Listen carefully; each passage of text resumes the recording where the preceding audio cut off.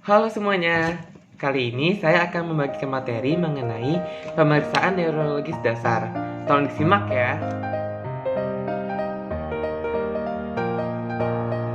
Jadi yang pertama itu ada tes sensasi. Tes sensasi itu dibagi menjadi beberapa tahapan. Nah, yang pertama itu ada tes sentuhan. Sentuhan ini dibagi menjadi dua berdasarkan kekuatannya. Ada sentuhan yang ringan dan ada sentuhan yang dalam. Nah, kedua sentuhan ini dilakukan dari bagian distal mengarah ke proksimal. Tanyakan kepada pasien apakah mereka merasakan sentuhan yang kita berikan. Lalu yang kedua ada tes sensasi dingin dan panas. Untuk sensasi dingin dan panas, caranya adalah kita menyentuh bagian tubuh pasien dengan objek panas dan dingin di tiap persarafan kulit yang berbeda di salah satu lengan. Lalu aplikasikan juga ke lengan satunya lagi. Lalu tanya kepada pasien apakah sensasi yang dirasakan itu sama atau berbeda. Tes ini dilakukan dari arah distal ke arah proksimal juga seperti sentuhan. Lalu berikutnya itu ada tes tajam dan tumpul. Untuk tajam dan tumpul, kita menggunakan pin dan cotton swab. Jadi caranya adalah kita minta pasien untuk menutup mata. Lalu kita mengusapkan pin atau cotton swab secara bergantian dan kita menanyakan apa yang mereka rasakan saat kita mengoleskan kedua benda tersebut, tajam atau tumpul. Untuk sensasi getaran, kita menggunakan alat yang bernama tuning fork. Jadi caranya adalah kita mencoba menyentuh sendi ibu jari kaki pasien dengan tuning fork yang bergetar dan tidak bergetar. Lalu tanya kepada mereka apakah mereka merasakan getaran atau tidak. Lakukan prosedur tersebut pada medial malleoli dan sendi interfalangeal ibu jari kaki pasien. Lalu tanyakan apakah mereka merasakan sensasi getaran atau tidak. Berikutnya adalah 2-point discrimination. Caranya adalah pertama-tama siapkan alat yang digunakan dan beritahu pasien. Apabila alat disatukan, maka pasien berkata 1. Dan saat alat dipisahkan, pasien memberitahukan jumlah rangsangan yang dirasakannya. Lakukan pemeriksaan pada pasien dengan menggeser alat. Lakukan pada kedua tangan. Lalu berikutnya ada proprioception. Caranya adalah gerakan falanges distal dari ibu jari tangan dan kaki ke atas bawah. Lalu tanyakan pasien ke arah mana Anda menggerakkan jari mereka. Lalu pastikan Anda memegang jari pasien dari samping kanan dan kiri agar pasien tidak dapat menggunakan sensasi tekanan untuk menentukan arah pergerakan. Lalu, sebelum Anda mulai menggerakkan sendi jari pasien, goyang-goyangkan jari pasien untuk mengelabui mereka dari posisi awal sebelum jari digerakkan. Minta pasien untuk menutup mata lalu lakukan pengecekan pada ibu jari satu persatu. Setiap Anda menggerakkan sendi pasien, tanyakan apakah Anda menggerakkan ke arah atas atau bawah. Lakukan rangkaian prosedur sebelumnya pada ibu jari kaki. Lalu berikutnya ada graphesthesia.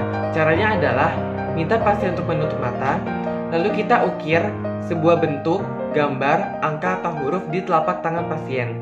Lalu tanyakan kepada pasien apa yang telah kita ukir di telapak tangan mereka. Berikutnya ada stereognosis.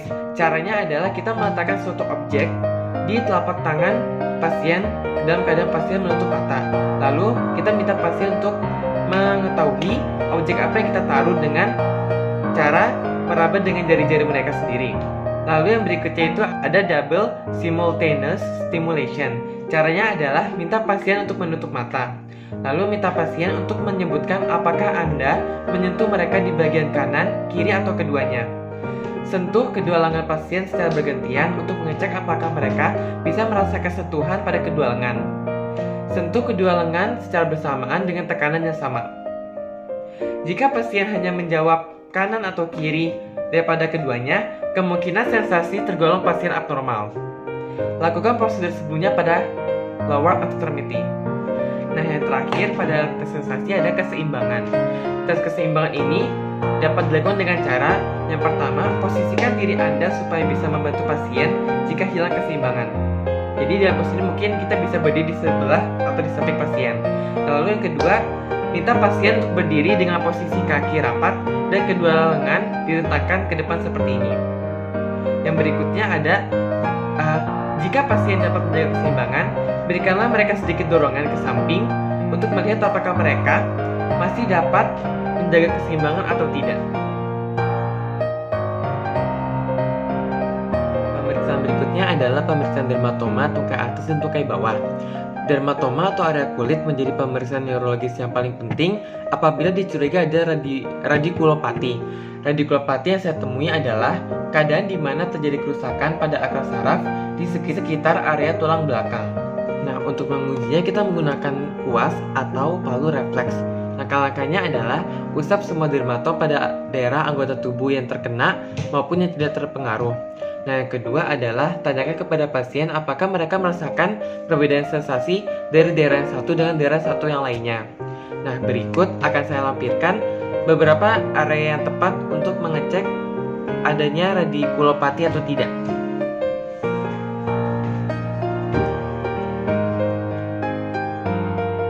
Area diagnosis yang tepat pada bagian ekstremitas bawah untuk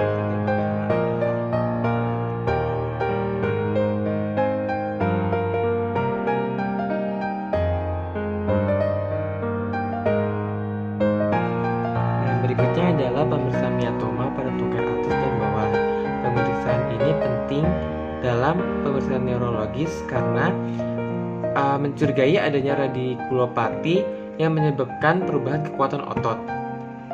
Jadi segmen-segmen vertebra yang menilai suatu otot antara lain cervical 5 untuk menilai otot deltoid, cervical 6 untuk menilai bicep brachii dan extensor wrist, cervical 6 untuk menilai extensor wrist untuk mengetes cervical 7 untuk menilai bicep brachii dan flexor wrist.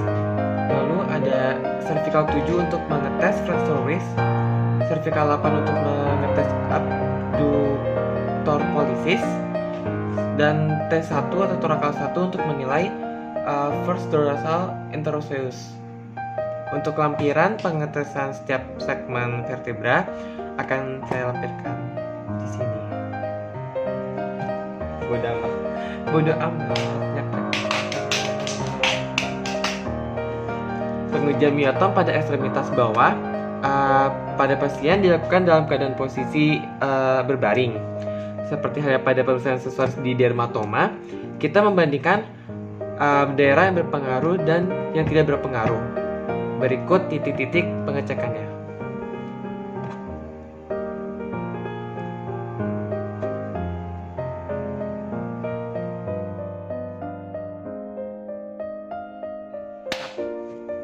Penilaian berikutnya adalah upper and lower deep tendon reflex.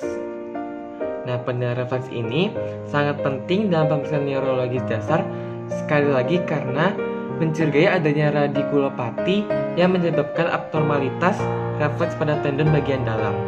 Yang terpenting dari refleks ekstremitas atas adalah refleks pada tendon bicep untuk level C5, C6, dan refleks pada tendon tricep untuk level C7. Kita bisa mengurut kelas refleks dengan 5 grade scale. Yang pertama adalah 0, yaitu tidak ada respon sama sekali. Lalu ada 1 plus, yaitu sedikit respon, bisa menjadi abnormalitas atau normal. Yang berikutnya ada 2 plus, respon cepat atau normal. Yang keempat ada 3 plus, respon sangat cepat, bisa menjadi normal ataupun abnormal. Yang terakhir ada 4 plus, yaitu klonus, abnormal. Berikut contoh refleks tendon bicep dan tricep.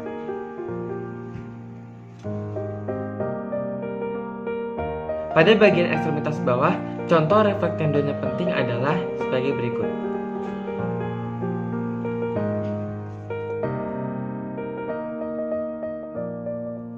Yang berikutnya adalah Babinski sign or reflex upper motor neuron lesion. Babinski sign memiliki sensitivitas yang dilaporkan sebesar 51% dan spesifitas 99% dalam deteksi lesi neuron motorik atas. Babinski sign atau refleks adalah patologis yang ditandai oleh ekstensi jempol kaki dan jari kaki lainnya. Dalam kasus terparah, dari tanda Babinski ini dapat disertai dengan infeksi pinggul dan juta lutut. Tanda positif Babinski dapat menunjukkan gangguan pada sistem piramidal, baik dari kerusakan struktural atau gangguan sementara karena epilepsi.